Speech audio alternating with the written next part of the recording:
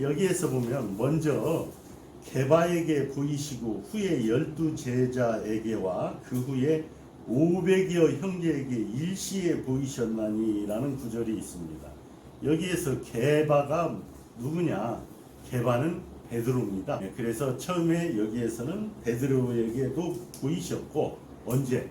예수님께서 부활하시고 난 다음에 새로운 몸으로 다시 태어나셨을 때 그 몸을 보이셨다는 겁니다. 12제자에게는 당연히 보이셨고 일시에 500여 명에게도 보였단 말입니다. 자, 이 500여 명이 예수님 부활의 증인이 되고 있습니다. 그리고 증언을 했죠. 예수님 부활이 의미하는 바는 예수님께서는 처음에는 우리 인간처럼 태어나셨습니다. 그리고 나서 다시 부활을 하셨죠. 부활을 하셨을 때는 우리 인간의 몸과 똑같은 몸이면서도 똑같지 않은 몸으로 태어났습니다. 왜냐하면 예수님께서 부활하셨을 때 처음에 여인들도 감히 두려워서 예수님을 알아보지를 못했습니다. 예수님께서 내가 예수다라고 밝힌 이후에야 알아봤을 정도로 그렇게 휘황찬란한 모습으로 부활을 하셨다는 거죠. 부활한 모습을 본 제자들과 성도들은 변화를 하기 시작했죠. 과거에는 예수님께서 이 세상에 오셨는데 만왕의 왕이시고 이스라엘의 왕이시라는 그런 예언에 의해서 오셨기 때문에 로마의 압제에서 로마를 몰아내고 이스라엘을 통치하는 왕이 되실 걸로 믿고 모든 사람들이 따랐습니다. 그러다 보니까 예수님께서 십자가에 못 박히실 때 이 제자들은 실망을 했죠. 왜냐하면 왕이 되실 줄 알았는데 십자가에 못 박히셔? 그러면 왕이 안 되는구나. 우리는 덕을 볼 게 아무것도 없다. 그 다음에 잘못하면 우리까지 죽임을 당할 것이다 해서 예수의 제자들이 다 도망갔습니다. 도망가서 예수님께서 처형을 당하는 장소에 나타나지도 않았죠. 그 정도로 이 사람들은 세속적인 뜻을 가지고 예수님을 따랐죠. 그런데 예수님께서 부활을 하셨어요. 그때서야 이 제자들은 깨닫게 됩니다. 예수님께서 살아생전에 계속해서 말씀하셨던 하나님 나라가 바로 이런 거구나. 영적인 세계였구나라는 걸 느끼게 됩니다. 어차피 사람은 죽으면 한 번 죽는데 그동안에는 한 번 죽으면 끝인 줄 알았는데 예수님께서 부활하신 모습을 보니까 나도 죽었다가 살아날 수 있겠구나 하는 확신을 가지게 됩니다. 그래서 믿음이 생긴 거죠. 예수님께서 그동안 끊임없이 하셨던 말씀의 의미를 그때서야 간신히 깨닫게 되는 겁니다. 그러다 보니까 예수님에 대한 믿음, 하나님에 대한 믿음이 생기고 부활에 대한 믿음이 생겨나는 겁니다. 그러면은 우리가 죽어서도 다시 살 수 있다. 영원히 하나님 나라에서 살 수 있다라는 하나의 꿈이 생기는 겁니다. 그 꿈이 바로 소망이 되는 거죠. 자, 믿음이 생겨났고 드디어 소망이 있습니다. 그런데 예수님께서 항상 무슨 말씀을 하셨습니까? 10계명을 2계명으로 줄여줬다 그랬죠. 하나님 사랑, 이웃 사랑. 이 핵심이 뭡니까? 사랑하라는 거죠. 그래서 예수님께서 서로 사랑하라 라고 이야기를 하셨는데 그동안에는 사랑을 사실은 못했어요. 예수의 제자들 뿐만이 아니라 사도들도 서로 사랑을 못했습니다. 왜냐하면 세속적인 욕망에 사로잡혔고 언제 내가 이득을 볼 수 있는가 생각을 했기 때문에 사랑을 못하고 서로 시기하고 헐뜯고 지금 우리나라의 정치 상황과 같은 그런 판이 벌어졌었던 거죠. 그런데 드디어 믿음이 생겼고 소망이 생겼어요. 그 소망을 소중하게 간직하려면 예수님께서 말씀하셨던 사랑을 해야 되겠죠. 그래서 서로 간에 사랑을 하게 됩니다. 초대교회에서는 서로 사랑하고 서로 공동체를 이루어서 서로 간에 음식을 나눴죠. 그러다 보니까 봉사의 손길이 필요해서 집사를 최초로 임명을 하게 되기까지 이른 것입니다. 그래서 믿음, 소망, 사랑이 생겨난 겁니다. 그 중에서 으뜸이 뭐라 그랬죠? 사랑이라는 겁니다. 사랑. 자, 우리가 예수님께서 돌아가셨다 다시 살아나셨다라는 것은 예수님께서 이 세상에 다시 존재하셨다라는 것을 따집니다. 우리가 과거를 따질 때는 있었다죠. 지금은 있다죠. 자, 있었다와 있다의 차이는 엄청나게 큰 겁니다. 있었다는 역사적 사실이고 있다는 현재적인 사실입니다. 자, 여기에 컵이 있습니다. 이 컵이. 자, 이 컵 뚜껑이죠. 이 컵 뚜껑은 항상 있습니다. 항상 눈으로 확인할 수가 있어요. 그래서 이 컵 뚜껑을 보면 우리가 수치화할 수 있어요. 계량화할 수 있어요. 지름이 10cm고 반지름이 5cm다. 숫자 수치화할 수 있는 거예요. 그런데 있었다. 이게 있었어요. 지금은 없어. 수치화할 수 있습니까? 잴 수가 없어요. 수치화할 수가 없는 거죠.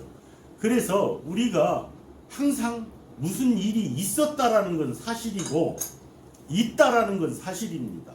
그래서 그 사실이 현재 있는 것만 사실이냐? 아니죠. 과거에 발생했던 어떠한 것도 사실입니다. 그걸 우리가 팩트라고 하죠. 이건 팩트입니다 하는 게 우리 한국말로는 사실이죠. 사실은 제가 사전을 찾아보니까 실제 있었던 일, 그리고 현재 이루어지고 있는 일, 현재 있는 일, 이거는 자연과학적 사실입니다. 항상 확인할 수 있고 항상 그대로 있고 항상 반복되는 겁니다. 그 다음에 사실이라는 건 참진, 이게 진이다 또는 거짓이다 할 때 참이다라고 판단되는 명제라는 거죠.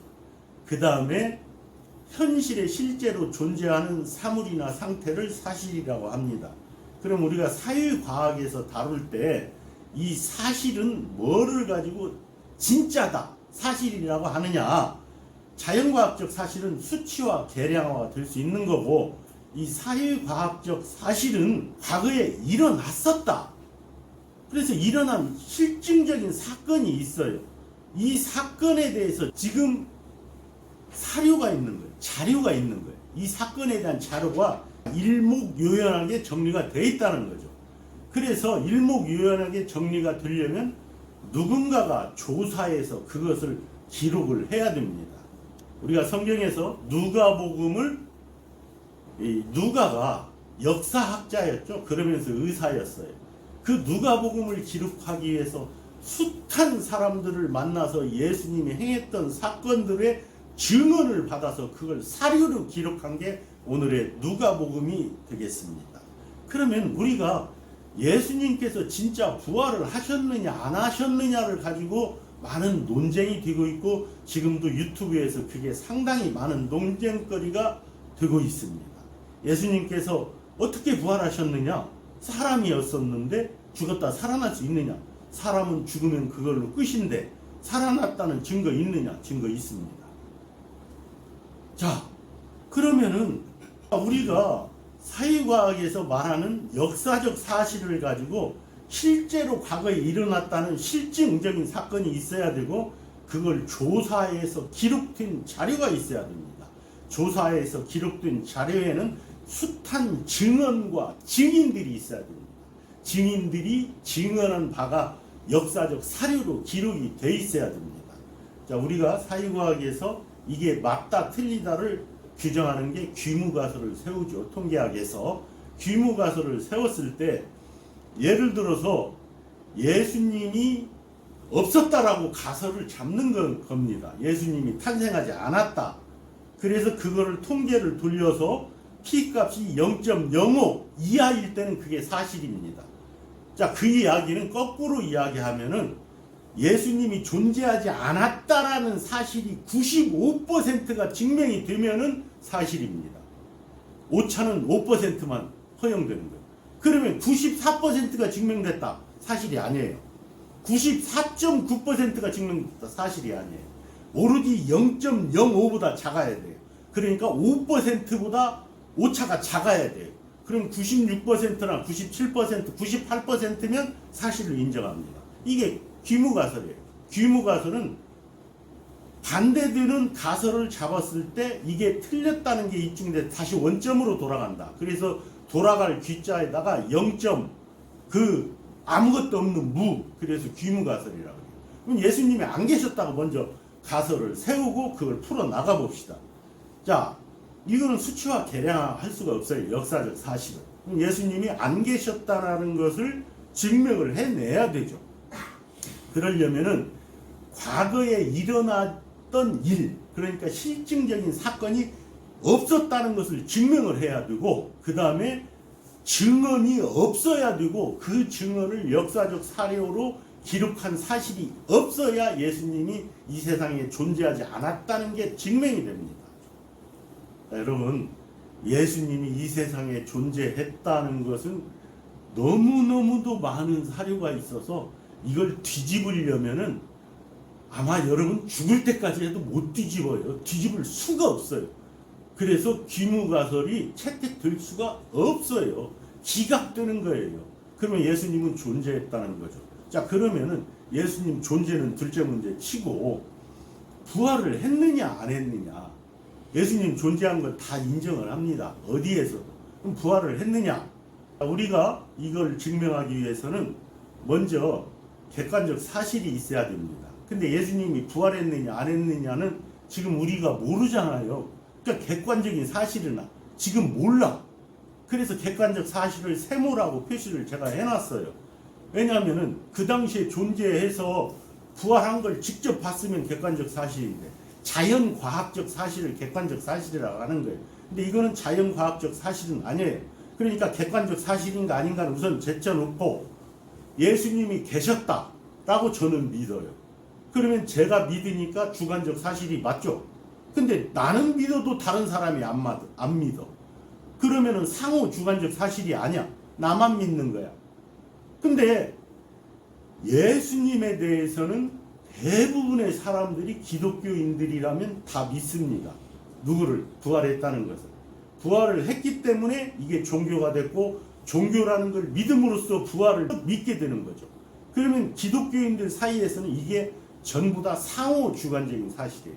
나도 믿고 타인도 믿어요. 그래서 여기에서는 기독교인을 대상으로 주관적 사실과 상호 주관적 사실은 다 인정이 됩니다. 객관적 사실은 자연과학적 사실이니까 지나간 거니까 증명할 방법이 없어요. 그러면은 우리가 사실이라고 하는 것은 자연과학적 사실과 역사적 사실로 따져야 되는데, 상호 주관적, 나도 인정하고 타인도 인정하면 그건 역사적 사실이 됩니다. 그래서 우리는 이 귀무가설을 증명할 때 상호 주관적 사실이 맞다는 것만 증명하면은 부활이 됐다는 것을 증명을 하는 겁니다. 자, 그러면은 예수님이 부활을 하셨다는 것을 증명하는 사료가 우선 뭐가 있습니까? 구약 말고 신약 27권이 전부 다 예수님 부활을 증언하고 있는 자료입니다. 이게 다 거짓말입니까? 다 사실로 인정된 거죠. 설령 구약은 기억에 의존해서 나중에 써서 이게 조금 기억에 착오가 있을지는 모를지언정 신약은 기억에 착오가 거의 없습니다. 왜냐하면 예수님께서 돌아가시고 나서 한 20년 후부터 바로 누가복음이 쓰여졌어요. 자, 그런데 그러면은 신약성경 27권 전체가 부활을 증언하고 있어요. 이 사료를 다 무시할 수 있다면은 한번 해보세요. 무시를 못합니다. 어느 누구도 이걸 전체를 부인을 할 수가 없어요. 그 다음에 예수님 생애에 대한 연구를 했던 까르 박사가 있어요. CARR. 까르 박사는 뭐라고 이야기하냐면, 역사적 사실이라는 것은 그 역사를 연구하는 역사가와 그 과거의 사실 사이에서 부단한 상호작용의 과정이다. 그 다음에 현재와 과거 사이에 끊임없는 대화와 해석이다라고 했어요. 해석. 이 까르 박사도 이것을 해석하고 하면서 더욱 진실한 기독교인이 되었습니다. 왜냐? 역사는 계속해서 지나가는 거죠. 세월이 지나가듯이 역사도 지나갑니다. 그리고 부활의 사건은 딱 한 번만 일어난 거잖아요. 한 번만 일어난 것이 지금 객관적 사실로서 누구나 다 알 수 있을 수가 없는 거죠. 지나가 버린 것은 역사적 사실로 지나가 버린 겁니다. 그러면 역사적 사실이라는 건 증명만 하면 되고 상호 주관적으로 사실이라는 걸 인정만 하면 되는 겁니다. 자, 여기에서 우리 전 세계를 통해서 신약성경 27권을 부인을 할 수 있고 예수님 생애가 고대 역사 자료에만 45권에 등장을 합니다. 성경을 제외하고 45권에. 그 다음에 그 45권 안에 129개의 부활에 대한 이야기가 쓰여 있습니다. 이 역사적 사료를 다 부인할 수 있습니까? 카이사르가 로마를 전체 세계를 평정하고 지중해를 내로 만들고 그 다음에 황제로 가기 위해서 하다가 결국은 누구한테 피살당해서 죽습니까? 브루투스한테 칼에 찔려서 죽죠. 죽으면서 그 유명한 말을 남기죠. 브루투스 너마저 하고 죽습니다. 이걸 역사적 사실이라고 인정 안 하는 사람이 있습니까? 전 세계에서 단 한 사람도 없어요. 근데 카이사르는 고대 역사 기록이 몇 권? 고작 9권밖에 없어요. 9권밖에 없는데도 전 인류는 카이사르를 믿습니다. 그런데 우리는 성경 9권도 아니고 27권에다가 고대 역사 자료 45권이 있어요. 27권 플러스 45권. 이걸 뒤집을 사람 있어요? 예수님 부활에 대해서?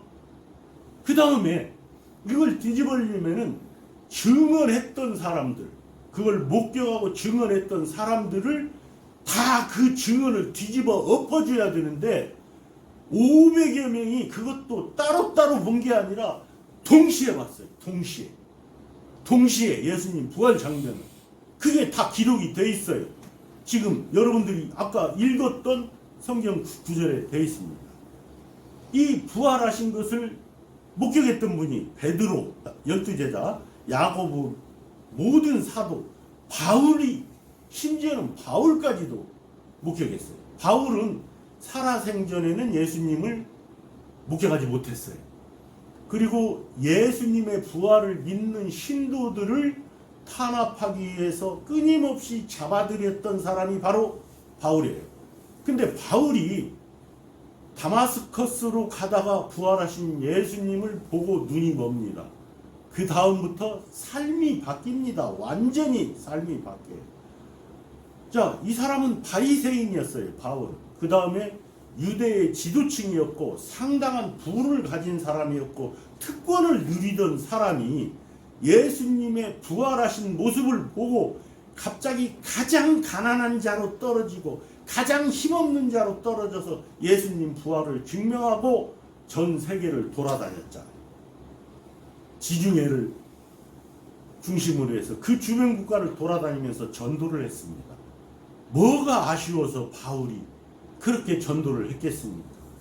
그 다음에 예수님의 12제자들, 그동안에는 덕을 보기 위해서 따라다녔던 12제자가 예수님의 부활하신 모습을 보고 회심을 합니다. 마음을 다 바꿉니다. 그리고 죽음도 불사하고 예수님을 위해서 증언을 하고 다녔고 그 모든 사람을 신도로 전도하기 위해서 방방곡곡을 누비고 다녔고 결국은 죽음까지도 두려워하지 않고 목숨을 내놓고 순교하면서까지 예수님을 전파하고 다녔습니다. 이 사람들이 예수님의 부활한 모습을 보지 않았다면 과연 이랬을까요? 예수님이 돌아가셨을 때 다 뿔뿔이 흩어져서 도망갔잖아요. 베드로는 갈릴리로 가버렸고 그 다음에 나머지 두 제자는 엠바오로 다시 도망가고 다 가는데 예수님이 나타나셨잖아요. 그러니 그 사람들이 무서워서 도망가는 사람들이 무서움을 떨쳐내고 예수님을 위해서 증언하고 다녔어요. 목숨을 내놓고 순교했어요. 왜 그렇게 됐겠어요? 예수님의 부활하신 모습을 보지 않았다면 절대로 바꿔지지 않았을 겁니다. 이걸 뒤집을 사람이 있습니까? 이 증언 하나하나를 다 뒤집을 수 있어요? 너무 힘들 겁니다. 뒤집으면. 아마 못 뒤집어요. 뒤집을 수가 없죠. 그래서 역사적 사실이라는 것은 그 사람들이 과연 일관성이 있느냐. 일관성이 있잖아요. 부활하신 모습을 보고 나서는 죽음도 불사하고 선교를 하고 다녔습니다. 이거는 부활이 역사적인 사실이라는 걸 증명하고 예수님의 부활을 목격한 사람들의 상호 주관적인 사실이 확인이 된 겁니다.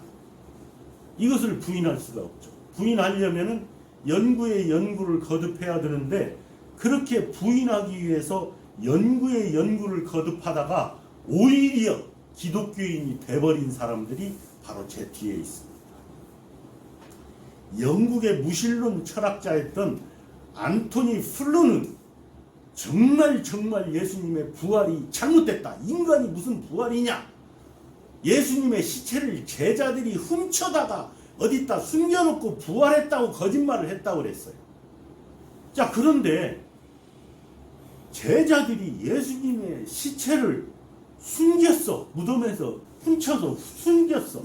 숨긴 그 제자들이 자신들이 만든 거짓말에 자기 목숨을 걸고 전도를 하고 다닐 수가 있겠어요? 자신들이 꾸며낸 거짓말을 증명하기 위해서 목숨을 내놓고 숨겨하겠어요? 절대 그런 일은 발생하지 않습니다. 그렇기 때문에 부활은 사실인 거고 일관성이 있고 항상 객관적인 사실처럼 흘러가는 겁니다.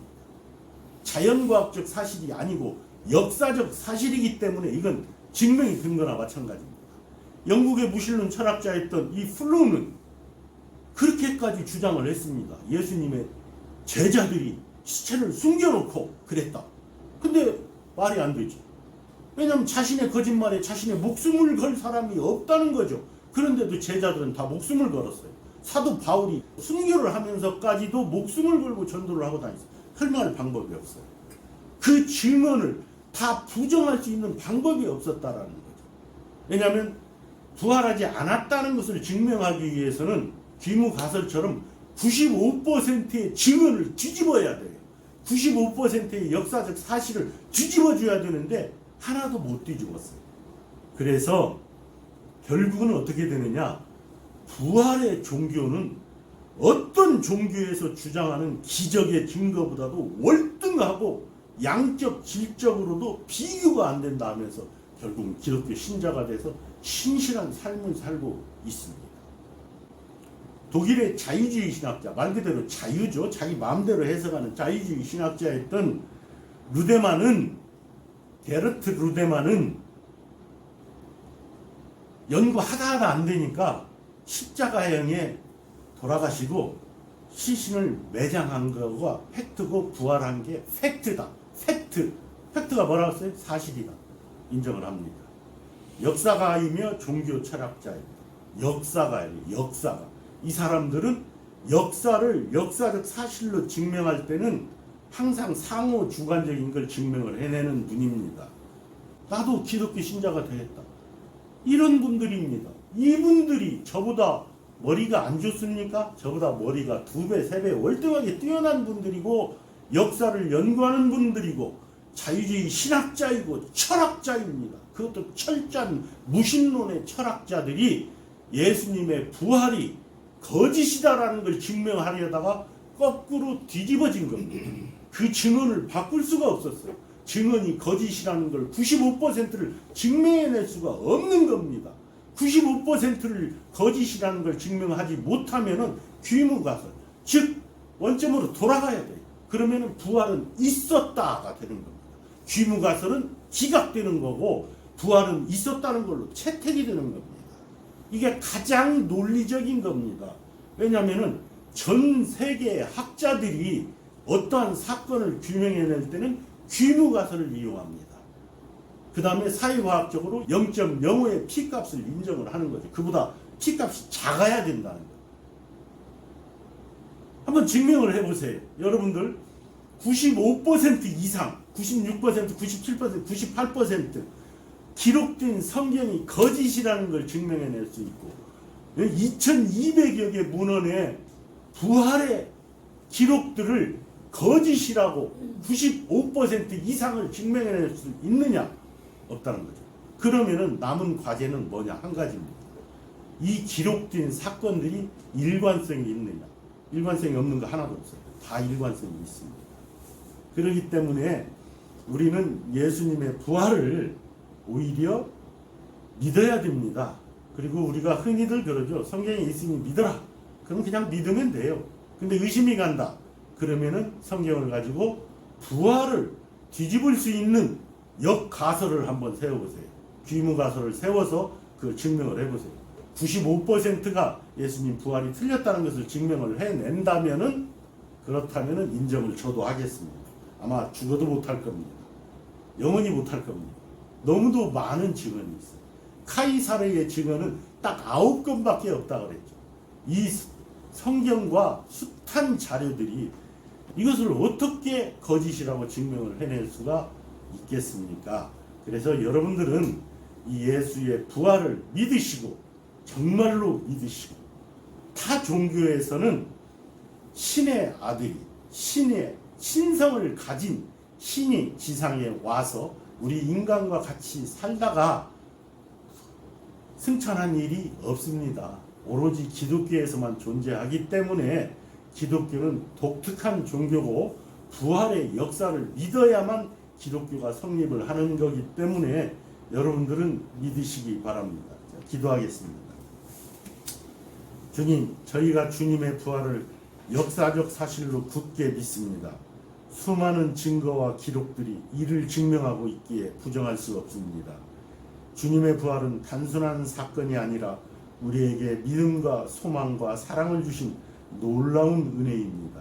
이 믿음을 바탕으로 저희 교회 공동체가 한 걸음 더 나아가기를 소망합니다. 주님의 부활의 역사가 저희 안에서 이루어져 서로 사랑하며 섬기는 공동체가 되게 하옵소서. 믿음으로 함께하며 소망을 나누고 사랑으로 세상을 품는 교회가 되게 하여 주시옵소서. 예수님 이름으로 기도드리옵나이다. 아멘.